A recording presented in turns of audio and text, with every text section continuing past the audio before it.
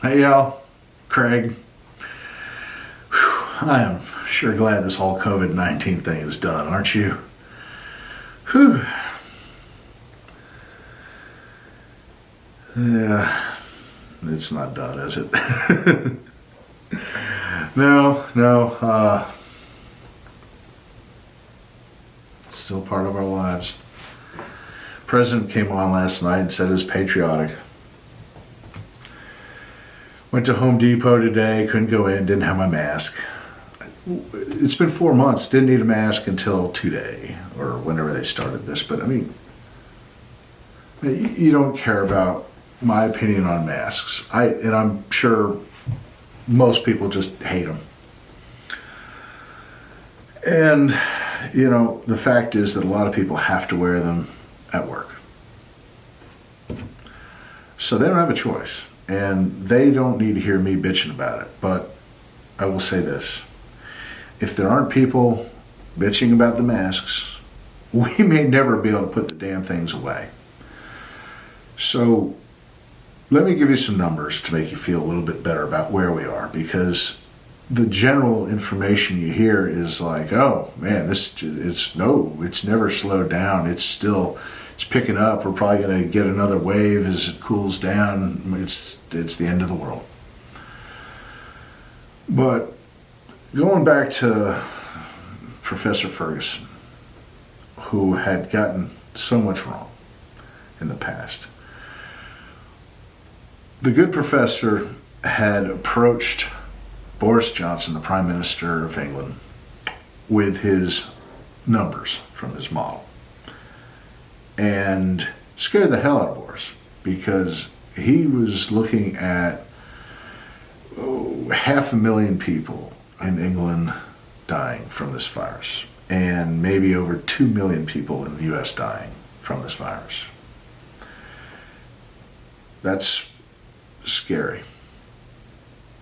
So Boris had been considering dealing with this virus like every virus, and basically instructing people to be careful, do the things that we usually do, wash your hands. If you get sick, stay away from people, give it a couple weeks. But this Professor Ferguson had sort of different ideas about how to deal with it. He basically said that what you need to do is if you catch this, you need to lock down. You need to lock down. Everyone with you needs to lock down. You can't get out of there. You got to find the people who maybe caught it from you, and everyone's got to stay in their houses, and everyone should hide from this virus, because, I mean, these numbers are huge. And so Boris was moved and decided that, well, I guess, we're going to have to follow this instruction, because this is like nothing we've ever seen before. And I'm going to call my buddy, President Trump, and let him know. Funny thing about it is, after the meeting, Professor Ferguson leaves, and somehow, I don't know who gave what to whom, but both Boris and the good professor ended up with the COVID. So they had to lock down. And the good professor, of course, locks himself down at his home, following his it was a 14-day required lockdown. But while he was locked down, his girlfriend came by a couple times to see him. And the tabloids got a hold of this, and he ended up resigning out of disgrace because he wasn't following his own instructions. Make it even more interesting, actually, his girlfriend was actually married to somebody else, but they're in an open marriage, very progressive, understand.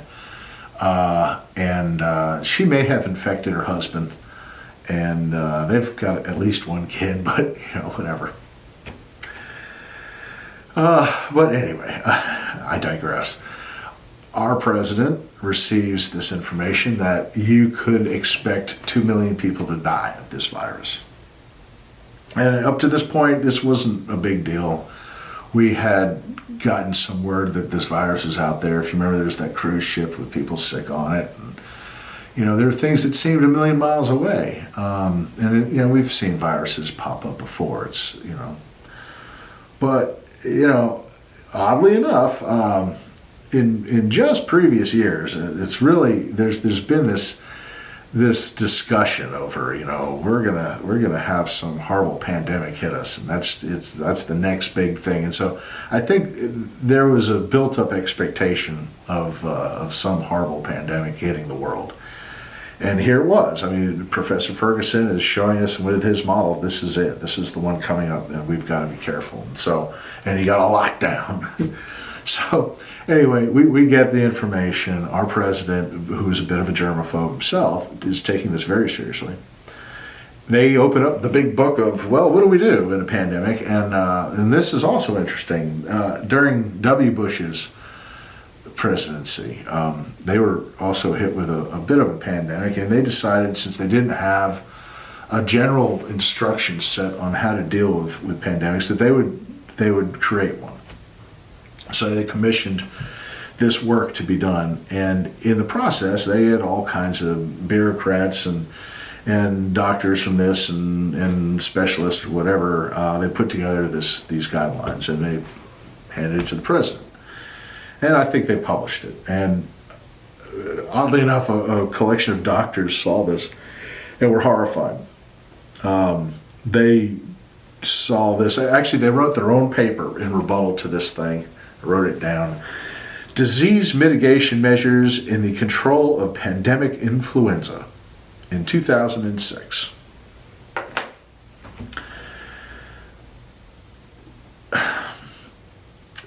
What they noticed right away is if you lock people down, bad things happen. You want to keep sick people away from healthy people. Sure, we know that. But to lock down a lot of people with the premise that they might be sick, or maybe they might get sick if they happen to leave their house and they should be scared to death and not leave their house, is begging for all kinds of trouble. People get depressed, abuse, overdoses. Oh my gosh. I got some of those numbers. Listen to this. In March of this year, overdoses were up 18% over last year. In April, overdoses were up 29%. In May, 42%. We certainly hear people, drinking a lot, and it's just a tough deal. This isn't what we're used to doing. We've not done this before. And if this was an experiment, I'd say it's a failure. And I think a lot of people, I think that's the consensus now, is that no, we probably shouldn't do it that way again. I mean, yeah, it hurt our economy big time. I mean, we were really cruising too. We had the hottest economy ever. But that's not the real cost. The cost is human lives, the quality of life. Think about how many people had small businesses that will never be able to come through this. And I mean, they've invested untold years, their dreams, every dime, and they're going to lose it over this thing. It's tragic. I mean, yeah, people die from it, but lives are ruined, and that's also extremely costly. But we did what we did. Now we find ourselves at this point. And, like I said, the numbers, 48% of the counties in this country haven't had more than one death. So why do we all have to act like we live up in the Northeast Corridor where, most of the virus is? Oddly enough, down here, we've had a steady stream of folks from right in that region coming down here since Easter. I mean, flooding down here. Bringing it with them, I assume. That's where I assume. My wife and I had it at the end of February. There weren't tests for it back then or anything, but every symptom is exactly what we had. It was absolutely the worst I've ever had. She felt the same way. Other friends who have it, bad. But again, most people recover from it. And actually, most people never even know they had it. And that's the thing about it. I mean, it's amazing. You know, you think about it. Kids are hardly affected by this. I mean, have some been? Yeah, you know, it's a virus, but hardly. It's amazing. It's very different than other viruses in that way. And that's when they talk about opening schools up. You know, the whole world's doing that. They're looking at this. Well, I mean, we see the obvious. Like, kids are not being affected by this. Most teachers are young enough that they won't be affected by it. You know, it's not going to be worse than any other flu season, even for the older teachers. And really, you take the precautions you normally would. And, you know, if you're in that category, you know, if you're 70 years or older, or if you have underlying conditions, you know, if you're a bigger guy like myself, you know, you should be cautious. But I think we need to move on. You know, there's no indication that this thing is still huge. It just, you know, we've had the numbers infected have gone up in areas where they're starting to test like crazy. But I mean, look at all the weird discrepancies with the numbers. I mean, it's like they're trying to force the numbers to go up in a lot of these cases. But consider, you know, Florida. Yeah, same. Like we're hitting South Carolina with all these tourists. Many more hit Florida. So, you know, yeah, there's a lot of tourists hitting Florida. There's a lot of snowbirds, you know, the folks that live up north that go to Florida, and I'm sure a lot of them went to their Florida locations to escape this thing. Maybe they brought it with them, you know, for whatever reason. But it seems that whatever spiked up, it wasn't as big as they're telling you. I mean, especially what you have to look at is the death count. As morbid as that sounds, that's really the measurement. And that's been pretty flat. Yeah, it picked up. But it's going to, right? People have been hiding away. Now they've come out of their houses. They're intermingling with people again. They're being exposed to it, but you're going to be exposed to it. It's a virus. It's like all these viruses. They've been here for forever. We're full of them. We have to keep that balance. You know, you have to stay out in it to be healthy. And again, this virus is unlike others. You know, we haven't seen them like this before.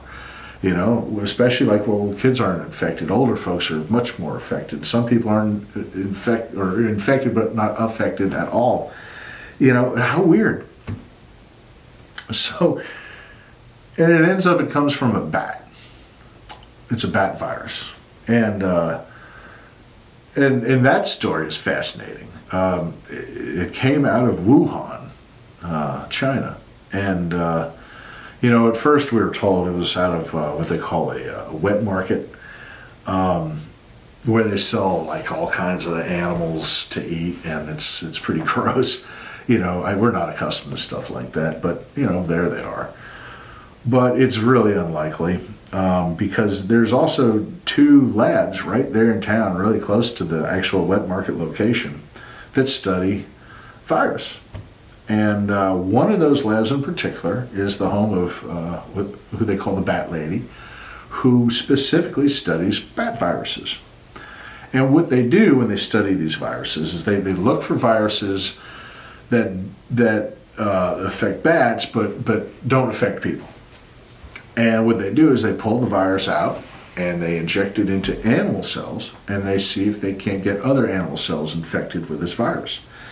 And ultimately, to infect human cells. It's called gain of function, where you take a virus that doesn't affect this and you keep doing things to it until it does affect this. Now, of course, the idea would be you do this to then figure out how to kill it, you know, so that, well, if this virus suddenly emerges naturally, we'll have a way of dealing with it. But there's ethical questions. You know, you're creating a virus that doesn't exist, if it ever will. Maybe you shouldn't. I tend to agree with that point of view. Don't mess with it. Don't poke the bear, you know. But scientists being scientists, they do this kind of thing. And but they're not allowed to in a lot of places. So we have people called bioethicists that make those kind of determinations. And it ends up Dr. Fauci's wife is one of those, and she works for the National Institutes of Health, which is the large organization that oversees a bunch of organizations under it, one of which is the National Institute of Allergy and Infectious Diseases, which Dr. Fauci heads up. And he has headed this up since 1984. Under Reagan initially. He's consulted with every president since Reagan. So Fauci's been at this for a long time. Fauci made a name for himself studying AIDS, especially. He's really instrumental in that. In the process, Fauci was awarded 12 patents. He owns 12 medical patents for drugs. I don't know if any of those are specifically relatable to COVID. I think some actually have to do with COVID, but COVID's very common. It's like the common cold is based on the same architecture. But the thing is, Fauci is very close with the pharmaceutical companies. He's worked with them for a long time. And he's made a lot of money. He has. But again, anyway, he has interest in science. He does science. So, and he studies viruses. And so he, under the umbrella of the National Institutes of Health, they launched this thing called the Eco Health Alliance. And what it did is it funded labs around the world that were doing studies that they thought were pertinent for whatever reasons. And I don't know exactly what they're created to do, but I know this. They helped fund that lab in Wuhan that was studying bat viruses, specifically the gain of function with those bat viruses. From 2014 until this year, we stopped funding that program in April. I think it was April 24th. So we've kind of had a hand in this down there in this bat virus lab. And anyway, because we had a hand in it, we had some money in it, we'd have people go by there from time to time. I believe Fauci has been there, but others. And they all made the comment that, wow, they don't seem to follow the same protocols that we do here in the States. And that's a little scary. But, in China, you don't necessarily have to. Things are different there. It's communist. They don't always follow the rules, especially if money is involved. So it ends up that somehow, probably, this virus got out of the lab there. And, it's one that they had been playing around, the gain of function kind of virus. And it got into people. And people started passing it from person to person. And doctors in China figured this out pretty early on, probably in December. They probably knew about it in late November, but certainly in December they were aware of it. The doctors that tried to report on this were silenced. China doesn't like bad news and embarrassing news. And not only that, but they had their Chinese New Year, their Lunar New Year coming up in January, and that's a big time. People come back to China and celebrate. It's big for their economy, and so they decided to let that happen, and they quietly mentioned something about, there's a new virus going around on the 15th of January. And didn't make a big deal out of it. And the New Year celebration was over, and so people who had flown back to China from all over the world flew back all around the world to wherever they had been working. And China shut down internal flights, especially towards Shanghai and capital areas like that, but continued, outbound flights all over the world, and spread the virus all over the world. It was going strong by the time their New Year's hit. Wuhan in particular, big city. It's in a big area, several cities in that area. A lot of manufacturing. So you can imagine these folks, do all kinds of stuff all over the world. So Europe was infected by this very quickly. There's a lot of Chinese people that work in different parts of Europe. Italy. Like a lot of Europe, Italy has an older population. They didn't have a lot of kids. And so they bring in a labor force from elsewhere. There's a lot of Syrian refugees. There's people from all over the place. But there's a lot of Chinese people that work in Italy. So that bag that says made in Italy was actually made by Chinese people working in Italy. That's, manufacturing these days kind of works like that. But the thing is, that older population got sick from this quickly. And like I said, we know now that people, from their, people from their 50s up, but people in their 70s up more so, fall sick pretty easily to this. So this is spreading all over Europe quickly. It no doubt spread all over California quickly, but we didn't even know much about it. There's that cruise ship limping under the Golden Gate Bridge with the sick people on it, and there are a couple of instances, and I think one of the very first human transmissions here in this country was somewhere in the Northwest. I don't know, I can't remember if it was in Oregon or Washington, it was in that region. But it seems that was a slightly different mutation. As the one that made it from Europe eventually to New York, that infected so many people up and down that corridor, was it seems more aggressive. So anyway, it had spread out of China like crazy. China wasn't saying anything to anybody about it for a long time. The World Health Organization is supposed to monitor things like this, but the World Health Organization, which falls under the United Nations, had been staffed and headed up by this fellow who has no medical experience or background at all. But the Chinese liked him, and they kind of installed him in this position, believe it or not. So they basically would follow whatever China told them and report that to the world. And so China had chosen not to really mention much about it up until the 15th, like I had mentioned. By the end of January, it was obvious that something was going on, and actually President Trump stopped flights out of China at that point, at the end of January. Now, in comparison, a lot of people, what did Empty Joe call him? It was, I think I even wrote it down here somewhere. Empty Joe said that was xenophobic hysteria when Trump shut down the flights out of China. And it's so funny.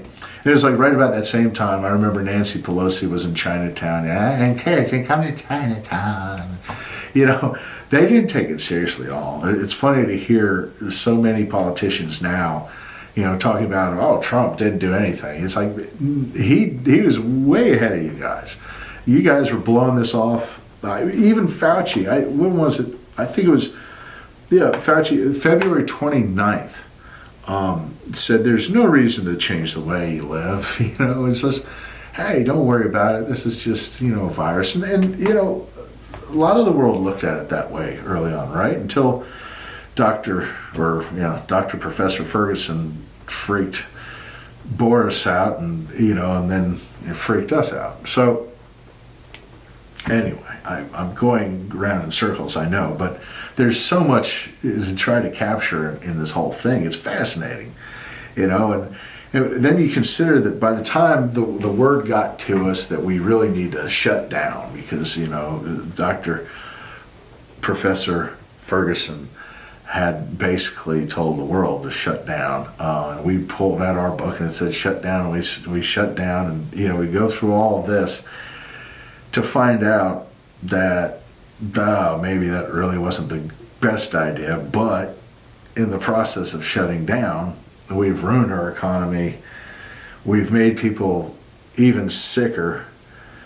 And we probably delayed the inevitable of having to deal with this thing. Drug companies have managed to have billions of dollars funneled into them to create a vaccine, which may or may not work. I mean, we haven't come up with a vaccine for AIDS or the common cold or, a bunch of things. I mean, rarely do we actually have something, but we do have treatments that seem to work very well. Oxychloroquine or whatever that malarial drug is, that actually seems to work. I know there were studies that said, oh, it doesn't work. They weren't using the right amounts, and it was intentional. It was, political like everything now. But they early on, that in a lot of cases does work. The whole reason they found out it worked was because the people who were taking it for malaria or there's other conditions that it can treat weren't getting the COVID disease or virus. And so, wow, look at that. Yes, it works. And there's steroid inhalers for people that have a hard time breathing, asthma and other ailments that can help. But the thing is that those are old drugs, right? The patent ran out years ago and they're cheap. It's all the expensive stuff that we have patents on. That's always going to be part of it. You know that. But the political aspect, that's the thing that makes this so damn frustrating. They're all like, well, it's turned into like everything now. It's got to be us and them, right? It's black or white. And nothing's like that. There's nothing in life that's this or that. It's always a mix. But that's kind of where we've gotten, with the mask thing, and the people that freak out. Oh, you got to wear a mask or we're all going to die. That's just not the case. But, we should probably wear them for the time being, since other folks have to. But, I think it's 2% effective. So if somebody is a super spreader, which they would probably not even be aware of, in a lot of cases, super spreaders don't even know that they have the sickness. The mask might help, maybe. But whichever. If it makes people feel like we're doing something, maybe that's good. I just say open up the schools, let people act normal. Let's get over this, because we've got another one coming right behind it, like we do every year. And we're just going to have to accept the fact that, this is a new virus that's going to be with us forever, just like all the other viruses. And this is how it works. And maybe we could stop people from screwing around with these viruses that don't get us sick yet. This whole gain of function thing is maybe not the greatest thing to do. But, what do I know? I'm just Craig. Guy with an opinion. I'm not a doctor, not a scientist. But I read and thought you guys might be interested in what I found out about this virus. Hopefully you thought it was worth your time. Maybe share it with some other folks if you think it's worth it. Please subscribe if you're interested. I want to try to do more of these. We certainly have a lot to talk about. But have a great day, and thanks for listening.